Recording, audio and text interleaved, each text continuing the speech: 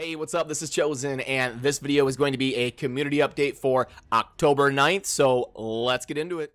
Alrighty, so lots to go over in this video. Today we had an announcement post from Polarium addressing a few player-based concerns and giving some paragraph form responses, so I will go over that and give you kind of my live reaction to what all of that means. Then I will break down kind of the events going on, the rewards, and some new offers that are coming through in the shop, letting you know what I think of those and if they are good, bad, or neutral. So first, let's go over this post from today, and I will go ahead and link this down in the video description if you want to pull it up and be able to read this for yourself. So this was posted by Cirilla, the Raid Queen. She is the community manager for Raid, or a community manager. And basically, this is going to be going over some popular suggestions among the community. And then when these questions were brought to the game developers at, one of Polarium's meetings, this is what the game developers wanted to send as a response to the player base. So I'll go over these and kind of react to them. All right, suggestion 1, expand artifact storage and implement a more convenient filtering system for artifacts and accessories. This is something that we definitely need more of. The good news is we did get a big improvement to this in one of the last big patches where they made it so you can, select the level you want to upgrade to, instead of having to sit here and click 1,000 times to upgrade an item. And they added a little bit better sorting, and with the desktop client there is less lag involved with artifacts, so they are headed in the right direction. But we definitely need something like filters, like sort by main stat, pieces with attack, like chest pieces with attack percentage as a main stat, list them all. Boots with speed, list them all. Ways to filter our items and sort them. We also need more item space for sure. 500 is probably enough for jewelry from the spider, but 500 is not enough for artifacts because there's 6 gear slots for 500 pieces, and then for the spider there's 500 pieces again, but only for 3 gear spots. That's why it seems like you have so much more room for jewelry as opposed to artifacts, because it's half the gear slots. All right, now suggestion 2, improve the arena chest rewards. Obviously, this would be a good thing, but what do they say? We are planning on gradually making the PvP side of the game much bigger, thus improving the whole area, including arena rewards. So one thing we know is coming is another arena tier. We're going to be getting Platinum Arena. We just don't know exactly when, but it's sometime soon, probably sometime in the next 2 or 3 months. We're going to be getting another tier for the arena called Platinum. So it looks like not only that, but they're going to be changing a few mechanics and kind of broadening out the arena, which is something that definitely needs to happen. The PvP area of the game needs to have a little bit more focus on it, because it is definitely lacking right now, in my honest opinion. All right, number 3, provide more available runs in the multi-battle more, but it's probably supposed to say mode. Yes, we are considering this one and running some tests right now. Okay, that's good.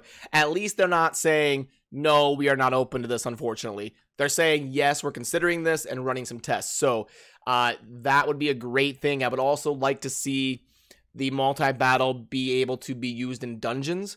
At least, a little bit of them, because currently you can only use your multi-battle in the campaign. I'd like to be able to see people, when they're gonna have some downtime or gonna go do something, they can set the game to run the ice golem until they come back. That would be really handy. So I hope they are thinking of implementing that, and hopefully that is what the running some tests part means. More tavern, or make tavern more convenient for navigation. Definitely working on that. Okay, that's good. I think the tavern is pretty decent. One of the main things I wish it did is automatically fill in food. So like, if I select a level 10 1-star to upgrade, it would automatically put a level 1 1-star in the box. So I can just click the 1-star and then click upgrade, and then give you a chance to change which champion you're sacrificing if you want. But I wish it would pre-fill I wish it would pre-fill level 1s into the upgrade boxes, and then give you a chance to change them if you don't like the ones it pre-filled, and let you just kind of click and be done. All right, number 5, reset bonuses in the Great Hall. While we do understand that, having reached a certain stage in the game, we all may feel that we made kind of a not very good choice by upgrading this or that bonus in the Great Hall. However, the important thing is that none of those bonuses are useless. We would need all of them. You would need all of them to make your champions so much stronger. This is kind of worded weird. Of course, it will take time and effort to open all of them, but hey, we do hope that you are with us for the long run. Okay, so that's definitely worded very weird, but basically what they're saying is they feel like every bonus in the Great Hall is worth upgrading, so they don't feel like you're wasting anything no matter what you picked. So I kind of agree with that, but I think this is one of those win-wins. If they let you reset your Town Hall, I keep calling it a Town Hall, your Great Hall bonuses, and make it cost gems like Masteries, that would be a win-win. Polarium gets people to spend their gems, and the player base at least has an option open to them to reset their Great Hall. So I kind of see that as a win-win, so I'm kind of curious why they feel that way, but I'm sure they have their reasoning. Number 6, make the destroy artifact confirmation window. We are on it. Okay, that's good. So basically, when you are destroying an artifact, people want that extra step to confirm it instead of accidentally destroying valuable artifacts. So that's good, and they say they're going to be adding that. Improve the market and add more valuable resources. That's a good one. We are going to think about it. Okay, that's probably them just being nice and saying that's something we're not really thinking about right now, but we're not against doing it in the future. So I wouldn't expect a change to the market soon, but at least they didn't just flat out shut it down, so it could happen someday. Number 8, do something about the speed meta in the arena. We are aware that the current state of things with prevailing powers in the arena makes you curious about whether or not this is going to change at all. As mentioned in the comment about reconsidering the arena chess rewards pool, we are going to improve the side of the game, namely, there will be new mechanics, champion skills, brand new artifact sets, all of this balance out the current meta on the arena. Okay. I think whoever wrote this, their English is not their first language, which is fine, no problem. It's readable, but it's just kind of funny how these things are worded. I think basically what they're saying is they're going to be introducing new champions, new mechanics, new artifact set bonuses, and they think over the course of time, while changing how the arena works and introducing new things into the game, that the meta will kind of flush itself out and not be only about speed, kind of like it is now. So that's kind of what they mean there, I think. Number 9, bring in Arena Revenge. That means, like, when somebody attacks you, you could see it in your defense log and be able to counterattack and attack them. We all know this feeling when you go into the Arena Defense tab, see the players who dared bother your champs in battle and wish we could fight back.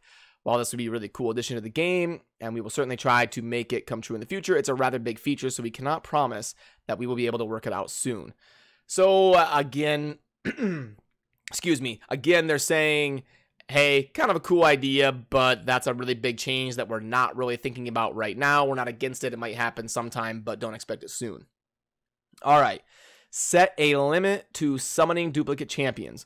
As you well know, the whole summoning concept is based on laws of randomness. We cannot possibly interfere with them, but we have some excellent ideas for utilizing your duplicates. Stay with us and you'll find out what they are. So they're basically saying they're kind of against removing the RNG elements of the game, but they've got some ideas in terms of utilizing duplicates to be a little bit more worthwhile in summoning. So I'm interested to see what that's going to be.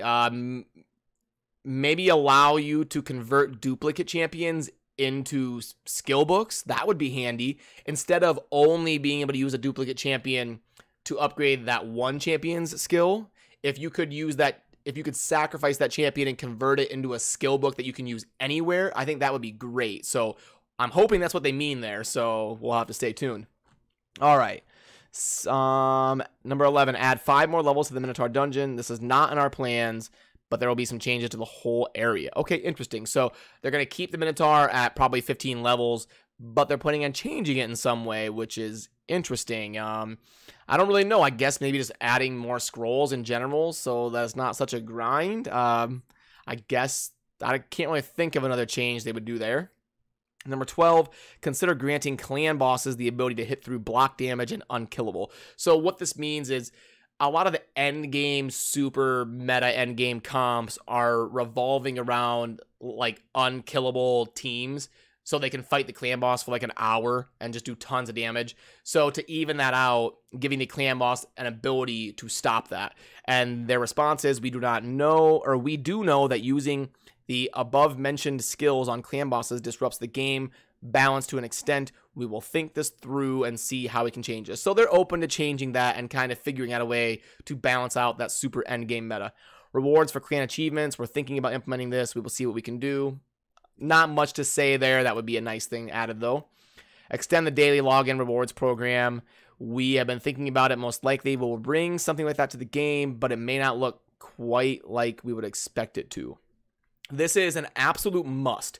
We need a better daily login reward system to keep people coming back. This is probably one of the #1 priorities in Raid Shadow Legends right now, in my opinion. If I were the developer, this would be #1 on my list. We need to keep players logging in to grow the community. There needs to be way more extensive login rewards to keep people coming back. So that's a very important one, and I hope they focus on it and do it right. Improve the vault and extend it. Bring the vault sorting to the pre-battle window. Coming in one of the nearest releases. Awesome. That's great. An improvement to the vault. I hope we get more size and more sorting. And it sounds like they're doing it very soon in one of the upcoming patches. So that's great. All right. Number 16. Implement a push notification for clan leaders and their substitutes to inform them about members joining or leaving. We will make this happen. Okay, that's good. So basically, you'll be in a clan and somebody will leave and nobody will have a clue. Like, you don't even know who left or who joined or anything.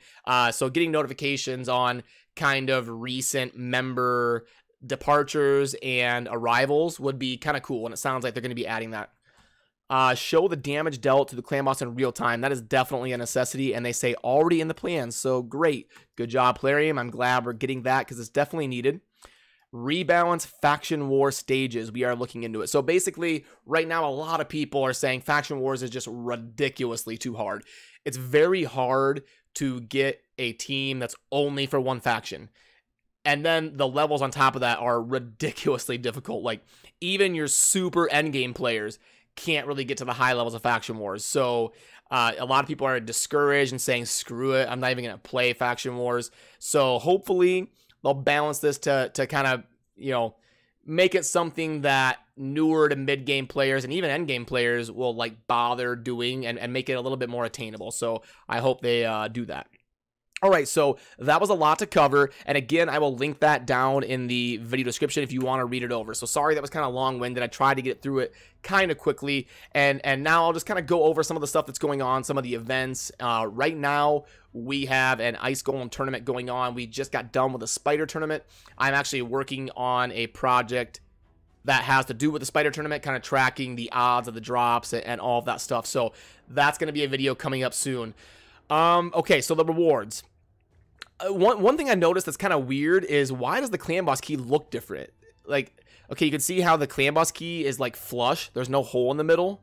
And then when we go to like the normal game, you can see up top here, this clan boss key has a hole in the middle. The one with the hole in the middle looks so much better. So I don't know why their clan boss key in the rewards is like the middle is flushed out. I wish it had the hole in the middle, and I wish it was the same artwork as the normal clan boss key, but I digress. Not that big of a deal. It's just something at random I noticed, and I don't know why it's like that, but anyway, 5-star chicken is definitely a good reward at the top spot. It's guaranteed consistent value. It's going to help both new players and end game players, so I like that. I wish there was some shards involved here. I wish it was like a 5-star chicken plus a void shard, something like that. I wish this was like 200,000 silver or something, because 75,000 is a really low amount for how tough upgrades are to acquire. They are making the Relentless set kind of an exclusive to events. I like that. It's good to have a set that is exclusive to events, so I'm okay with that. But I wish we could get like another tier up here at like 1,500, where we would get like a 6-star legendary or something. That would be kind of cool to really give players a reason to push up there. But we also get these rewards over here if you can get in the top 10. 300,000, that's not bad. I wish it was like 400,000 or 500,000, but at least we're getting closer. These rewards have definitely been getting a little bit better. They aren't as just absolute garbage as they used to be. These used to be like, you know, 5 gems or something, and then up here it'd be like 25 gems, then it'd be like 1 rare skill book. So at least we're getting a little bit more value. I would definitely like to see them ramp up just a little bit, obviously, wouldn't we all? But you know what I mean. They're going in the right direction. I would just like to see it be a little bit better. So thanks, Polarium. You're handing a little bit more out, but hopefully we can keep kind of trending upwards on those rewards.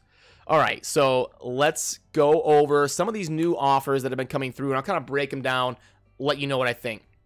Okay, so if you're familiar with my offer sheet, it is this thing. I use it a lot on stream, and I made a video about it, and I kind of use it to calculate the value of something, if it would be a good buy or not.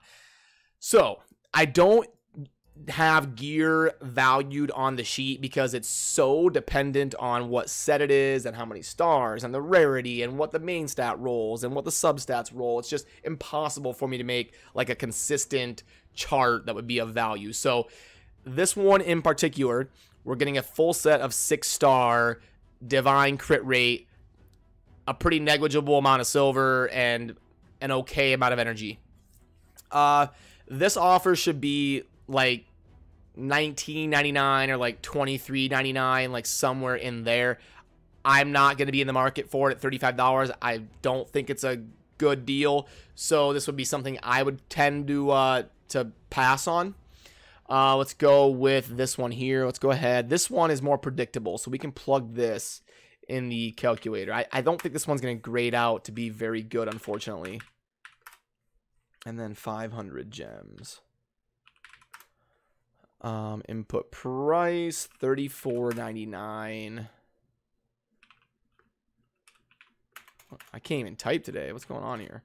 Yeah, this one comes out into the bad tier, so would definitely be one that I would pass on. Not a whole lot to say there. This should be like, again, $24.99 or something, or at least, you know, a little $29.99. It would still not be a great deal. I would buy it if it were 20 bucks. If it were $19.99, I'd buy it. That's where my kind of entry price would be. This has been one that they've been kind of pushing a lot, and it seems like a good deal, so I'm interested to really plug it in here live on a video and see what we come up with, because I know some people are saying it's a great deal, some people are saying it's not so good, so let's go ahead and plug it in, see what we get. Ancient Shard, a day of double XP, a 4-star chicken, Clan Boss Key I don't have on here. We'll call that worth like 50 gems. I know they cost 100 in game, but I don't think it's worth that. I'll be a little generous. I'll go 60 gems on the Clan Boss Key, and then 3 energy refills is another 120 gems. So let's go 180, and then 3 arena refills, 10 brews, and 100,000 silver. Alrighty, so there we go. And yeah, we see that this grades out as excellent. I thought this one would grade out pretty good. So we've got a chance for some RNG with the Ancient Shard. We could get, you know, an epic or legendary out of that, so that's always fun. The day of XP, the chicken, the Clan Boss Key, and the energy refills and the brews are guaranteed value for progression. So not bad there. I can dig this offer. I think it's pretty good. The arena tokens are handy. They also last for like 99 days, if I remember right, from one of these that I bought.